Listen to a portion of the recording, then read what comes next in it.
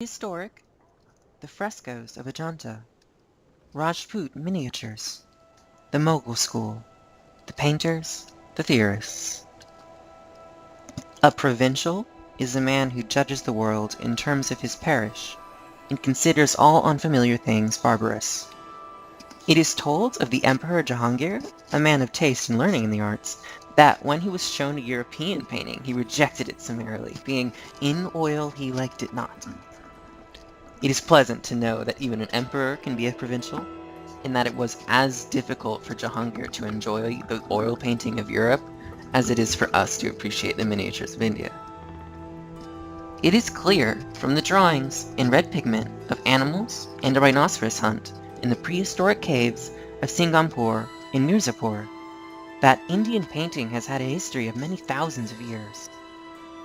Palettes with ground colors ready for use abound among the remains of Neolithic India. Great gaps occur in the history of the art, because most of the early work was ruined by the climate, and much of the remainder was destroyed by Muslim idol breakers from Mahmud to Aurangzeb. The Vinaya Pitaka, around 300 BC, refers to King Pasenada's palace as containing picture galleries, and Fahayan and Yuan Shuang describe many buildings as famous for the excellence of their murals. But no trace of these structures remains. One of the oldest frescoes in Tibet shows an artist painting a portrait of Buddha, and the later artist took it for granted that painting was an established art in Buddha's days. The earliest datable Indian painting is a group of Buddhist frescoes around 100 BC found on the walls of a cave in Surghya, in the central provinces. From that time on, the art of fresco painting, that is, painting upon freshly laid plaster before it dries, progressed step by step until on the walls of the caves at Ajanta, it reached a perfection never excelled even by Giotto or Leonardo. These temples were carved out of the rocky face of a mountainside at various periods from the 1st to 7th century AD. For centuries, they were lost to history and human memory after the decay of Buddhism. The jungle grew about them and almost buried them.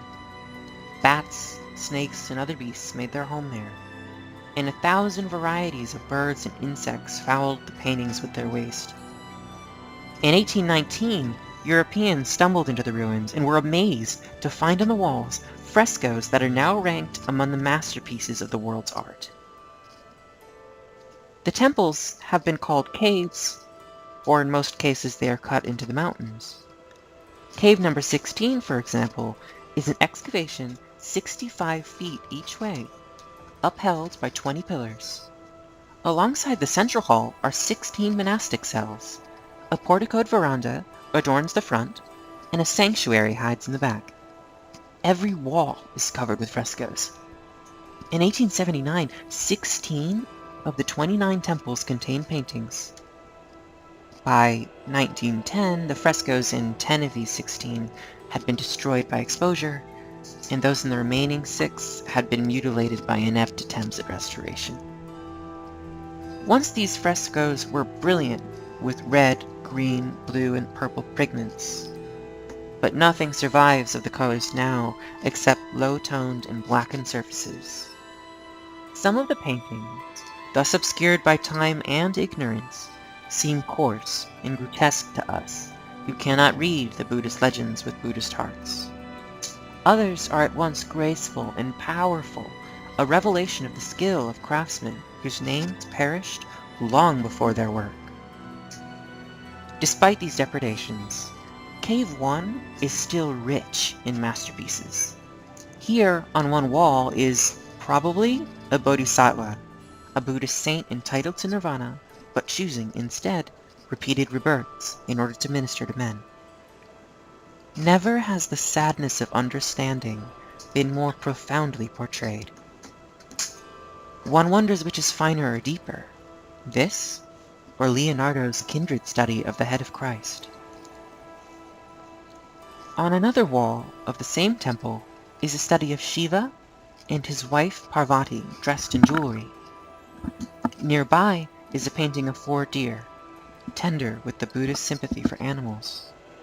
And on the ceiling is a design still alive with delicately drawn fowl and flowers.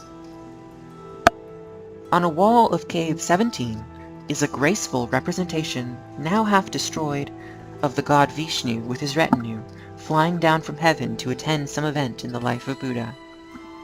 On another wall is a schematic but colorful portrait of a princess and her maids.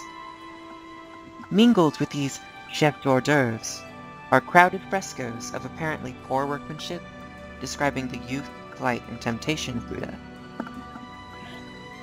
But we cannot judge these works in their original form from what survives of them today, and doubtless there are clues to their appreciation that are not revealed to alien souls. Even the Occidental, however, can admire the nobility of the subject, the majestic scope of the plan, the unity of the composition, the clearness, simplicity, and decisiveness of the line, and, among many details, the astonishing perfection of that bane of all artists, the hands. Imagination can picture the artist-priests, which is a supposition on my part. We do not know who painted these frescoes, who prayed in these cells, and perhaps painted these walls and ceilings with fond and pious art, while Europe lay buried in her early medieval darkness.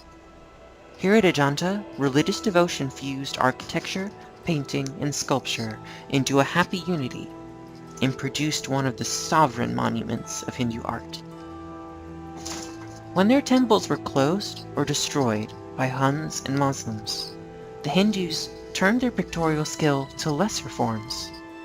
Among the Rajputs, a school of painters arose who recorded in delicate miniatures the episodes of the Mahabharata and the Ramayana, and the heroic deeds of the Rajputana chieftains. Often they were mere outlines, but always they were instinct with life, and perfect in design. There is, in the Museum of Fine Arts at Boston, a charming example of this style, symbolizing one of the ragas of music by means of graceful women, a stately tower, and a lowering sky.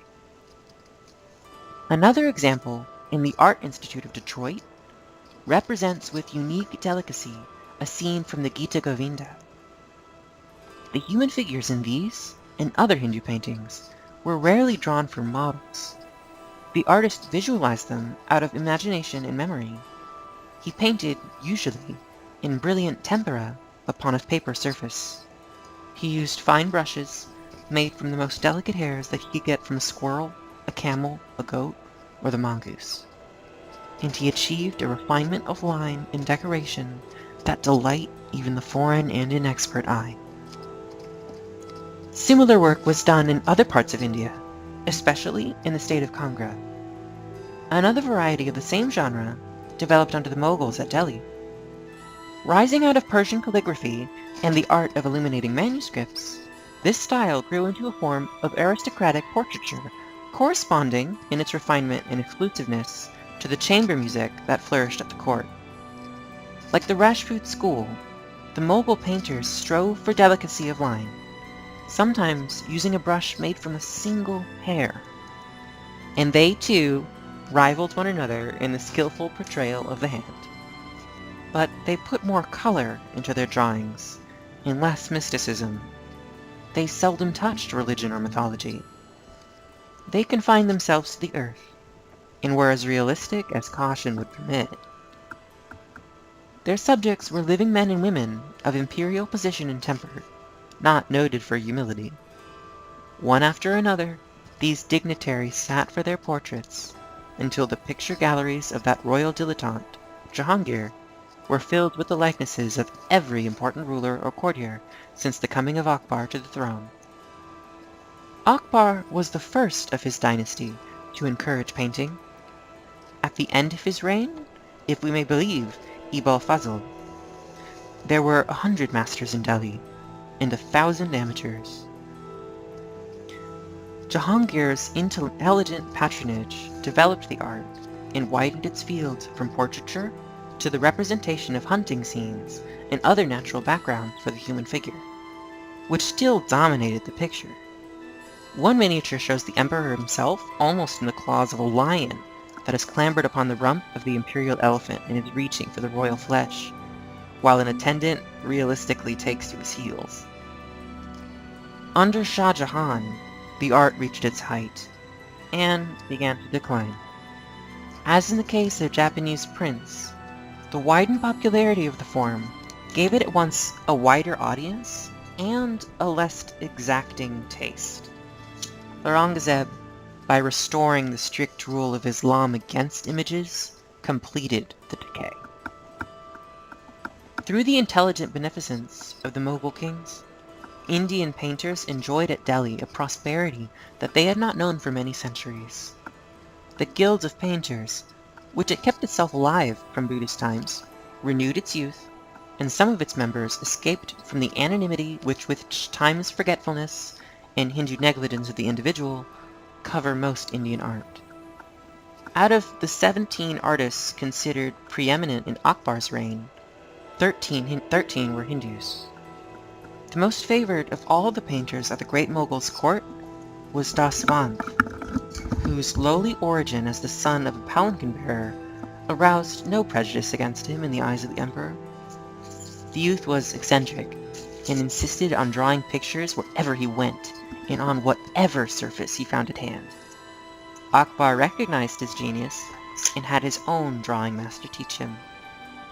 The boy became in time the greatest master of the age. But at the height of his fame, he stabbed himself to death. Wherever men do things, other men who will explain to them will arise how things should be done. The Hindus, whose philosophy did not exalt logic, loved logic nonetheless, and delighted to formulate in the strictest and most rational rules the subtle procedure of every art. So, early in our era, the Sandanga, or 6 limbs of Indian painting, laid down, like a later and perhaps imitative Chinese, reference Hisaya Ho, around page 752 below.